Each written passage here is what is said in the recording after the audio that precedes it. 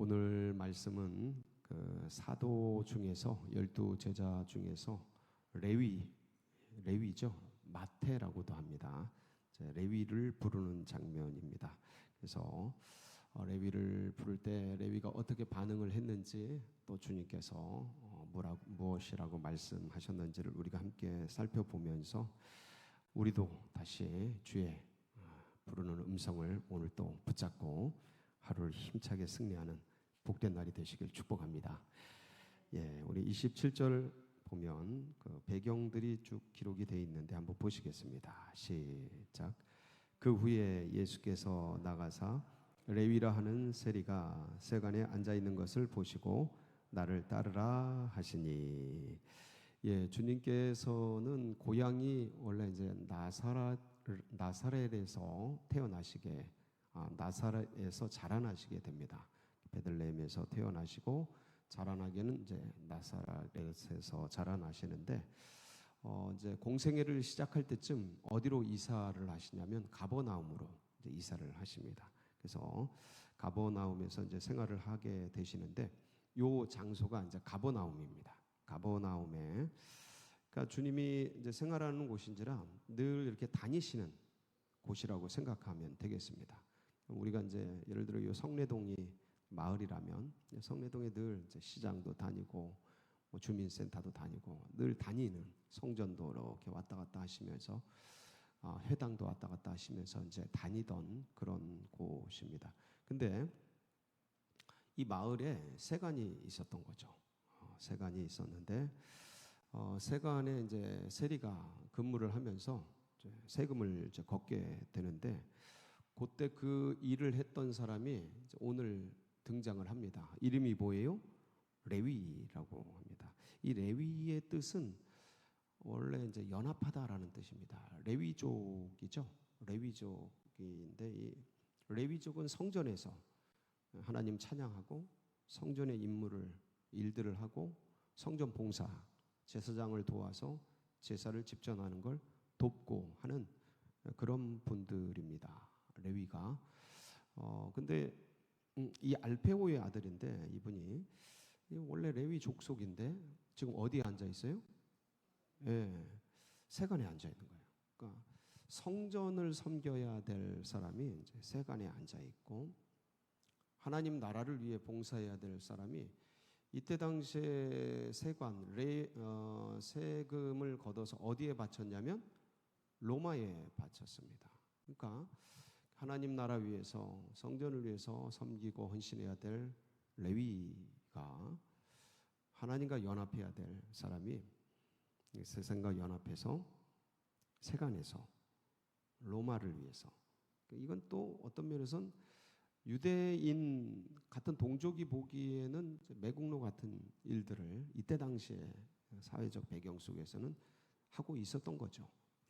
근데 이 세간이 주님께서 이렇게 지나가시다가 볼 수 있을 정도로 거리에 있었고, 그러니까 어떤 지나가면서 누구나 볼 수 있었던 그러한 상태로 근무를 했던 것 같습니다.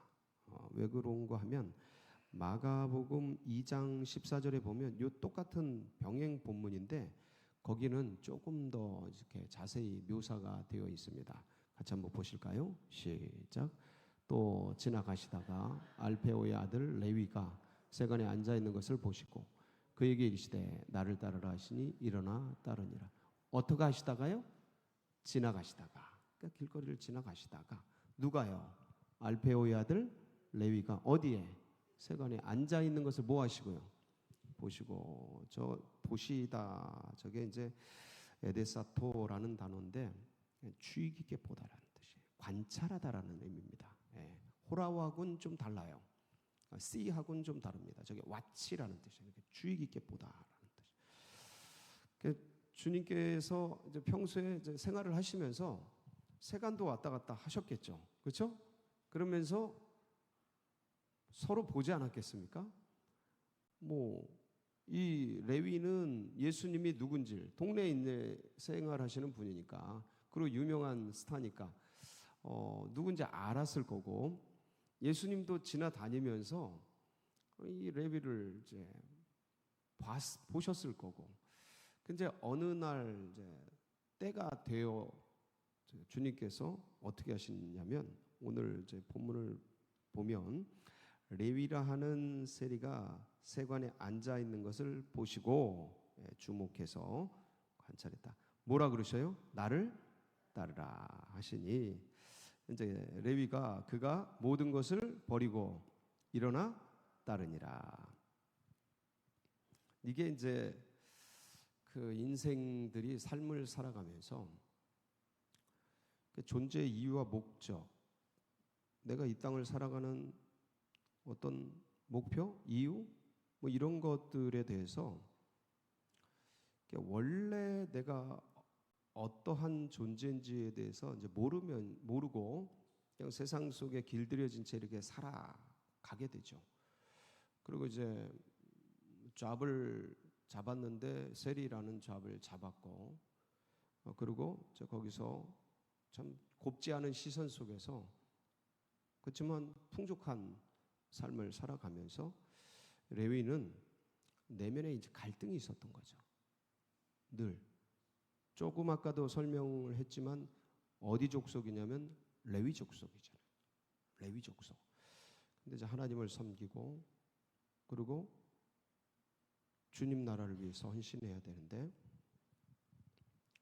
지금은 세관에 앉아서 로마를 위해서 오히려 동족의 고열을 빨고 그러한 삶을 살아가고 있으니 이 껍데기, 육체는 뭐 세금을 많이 거두면 거둘수록 부유하게 사니까 그런 대로 살아갈 수 있었겠지만 내면은 만족이, 그래서 그렇게 만족하고 살아가는 게 만족인지 아니면 어떤 갈등하는 고민이 정상적인지 그건 각자가 다르겠습니다만은 레위는 적어도 갈등을 했던 거죠.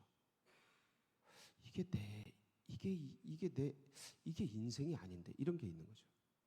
이게 내 삶이 아닌데 내가 이렇게 살아가야 하는가? 그러니까 한 번 왔다 한 번 가는 인생 속에서 이게 삶의 전부인가? 뭐 이런 거죠. 나는 레위족으로 와서 로마를 위해 사는데 이게 정상적인가? 이런 고민들이 있는 거예요. 근데 이 고민이 있는 사람은 행복한 거예요. 왜냐면 그 고민과 갈등이 자기를 어디로 끌어가요? 하나님께로 끌어가니까. 그러니까 니고데모 밤에 주님을 찾아오잖아요.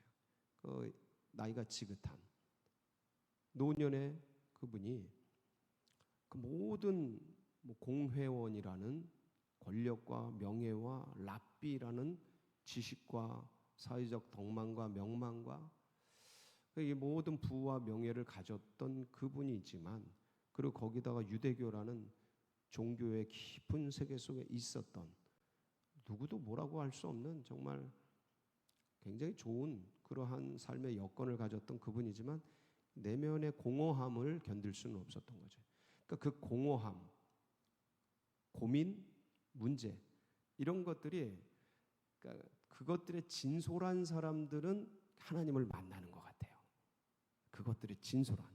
근데 그것이 왔을 때, 그런 고민, 어려움이 왔을 때 그거를 그냥 그러니까 외면하고 세상 것으로 다시 대체하고 그러면 더 깊은 세계로 이제 빠져 들어가면서 하나님이 아니라 세상 신을 더 깊이 섬겨가는 그런 안 좋은 곳으로 끌려가는 것 같아요. 근데 이제 레위는 참 그런 내면의 고민이 있었던 모습을 우리가 어디서 볼 수 있냐면 28절에 그가 모든 것을 버리고 뭐 하고요?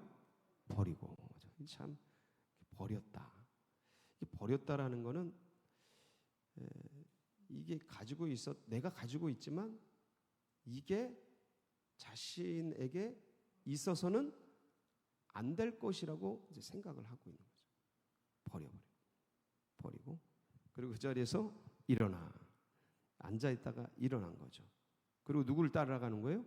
주님을 따라가는 거죠. 그러니까 이 장면에서 이 레위의 결단을 볼 수 있는 거예요. 레위의 결단. 그래서 결국은 이 레위인은요, 이렇게 해가지고 예수 그리스도를 따라가게 됩니다. 근데 따를 때 참 이 레위가 되게 지혜로운 게, 보세요. 혼자 가지 않아요. 혼자 가지 않고 29절 볼까요? 시작. 레위가 예수를 위하여 자기 집에서 큰 잔치를 하니 세리와 다른 사람이 많이 함께 앉아 있는지라. 자, 레위가 누구를 위해서요? 예수를 위해서. 자, 예수님을 자기가 따르기로 결정했어요. 스승으로 모시기로 했어요. 이제 주님을 따라갑니다. 그러니까 주님을 위해서, 예수님을 위해서 다른 사람 큰 잔치를 벌여요. 큰 잔치를 벌이는데 자기만 먹고 그런 게 아니고, 제자들만 먹고 많은 게 아니고, 누구를 부르냐면 세리와 다른 사람이 많이 함께 앉아 있는지라. 그러니까 다른 사람들을 다 초청한 거예요. 그러니까 나의 변화, 나의 결단, 나의 이제 이 세리직을 그만두고 예수를 쫓는 이 생애의 전환에 있어서 그냥 내 결심, 나 혼자 주님을 쫓아가고 마는 것들이 아니었고, 다른 많은 세리들을 부른 거예요. 자기 결심을, 그리고 자기가 누구를 따라가는지를. 그래서 그 결단들을 사람들 앞에 공개적으로 커밍아웃하고 드러내고 공식화하고, 그러면서 자신의 결단을 드러낼 뿐만 아니라 다른 사람들도 뭐 하도록요? 도전받도록, 자극받고 결단할 수 있고, 예수님을 알 수 있고 따를 수 있도록 아주 좋은 계기를 마련한 거죠. 되게 지혜로운 거예요. 굉장히 지혜로운 거죠. 그래서 자, 함께 앉아서 이제 먹고 마시는데, 누구는 막 이렇게 결단하고 자기 생애를 주님께 헌신하기 위해서 전부를 버리고 따라가는데, 뒤에 있는 사람들 30절에 등장하는 바리새인과 서기관들 뭐 해요? 제자들과 예수님을 비방하죠. 비방해요. 근데 주님 그때 내가 누구를 부르러 왔다고요? 죄인을 부르러, 의인을 부르러 온 게 아니고 죄인을 부르러 왔다. 그러니까 나는 죄인입니다. 나는 연약합니다. 나는 부족합니다. 그래서 누가 필요해요? 의사가 필요합니다. 주님이 필요합니다. 예수님이 필요합니다.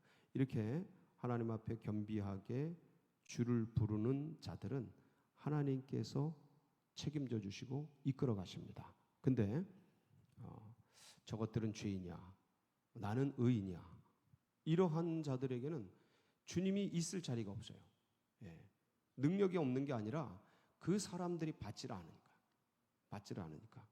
그래서 오늘도 이제 우리가 이 자리에 이렇게 나왔습니다. 나와 있는데, 항상 전 레위가 가졌던 그 마음의 자세, 주님이 부르실 때, 주님의 음성이 다다랐을 때 그걸 잡고 일어나서 쫓아가는 이 자리가 되기를 바랍니다. 그래서 주님의 말씀이 떨어질 때 저게 내 말씀이다. 그리고 탁 붙들고 그걸 따라가는 거죠. 그래서 결국 레위가 어떻게 돼요? 레위가 이름이 바뀌죠. 뭐로 바뀌어요? 마태로 바뀝니다. 그래서 이 마태는 아람어로 하나님의 선물이란 뜻이에요. 하나님의 선물을 해주신 거죠. 그래서 마태복음 10장 13절에 보면 거기에 이제 세리 마태가 이렇게 이제 기록이 되어 있죠. 한번 보시겠습니다. 시작. 그 집이 이에 합당하면 너희 빈 평안이 거기 임할 것이요 만일 합당하지 아니하면 그 평안이 너희에게 돌아올 것이니라. 제가 잘못 올린 것 같은데 거기 보면 세리 마태가 이제 기록이 되어 있습니다.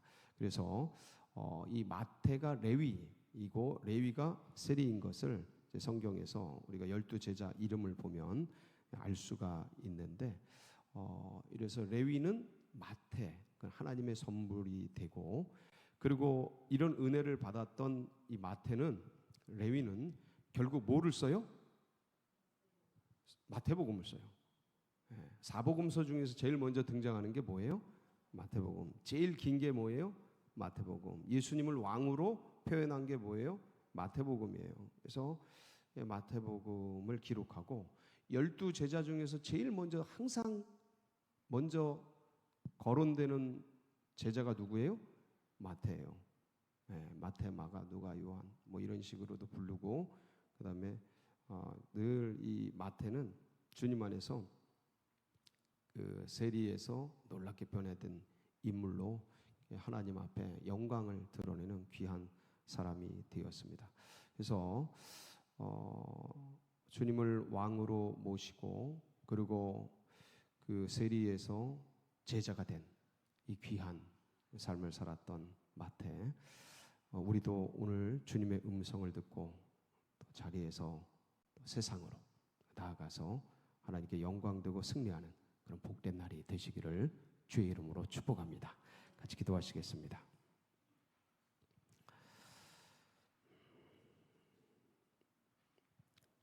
특별히 또 오늘 연약한 자들, 우리 환우들, 그리고 고난받는 분들 위해서 기도해 주시고, 어제 인도팀이 41기 현장 실습 인도팀이 떠났고, 오늘은 일본팀이 좀 아까 5시에 떠났습니다.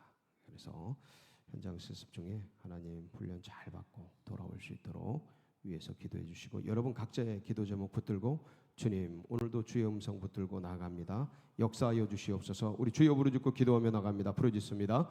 주여 주여 주여. 할렐루야 할렐루야.